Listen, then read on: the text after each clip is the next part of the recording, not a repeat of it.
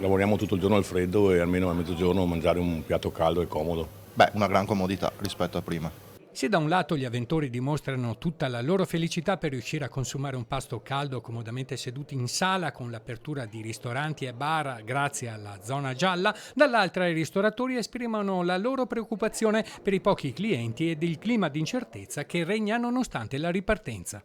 La ripartenza adesso vediamo com'è. Per il momento non ci sono grosse aspettative, si naviga proprio a vista, sperando che la barca non faccia acqua da tutte le parti. Con l'asporto i ristoranti fino ad oggi hanno lavorato poco, d'ora in poi tutti si augurano di fare quegli incassi che mancano da mesi.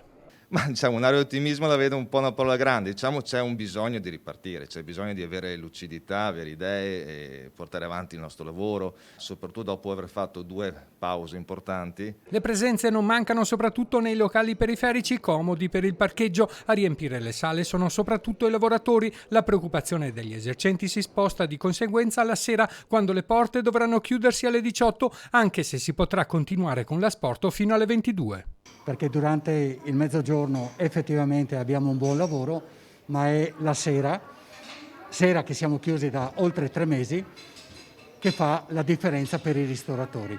Si scongiura, senza nominarla, la terza ondata pandemica che potrebbe rivelarsi la fine per tante attività commerciali. Se si dovesse chiudere per noi, a meno che non ci sia un aiuto consistente, che non può essere quello che ci è stato dato o promesso fino adesso, per noi sarebbe la fine.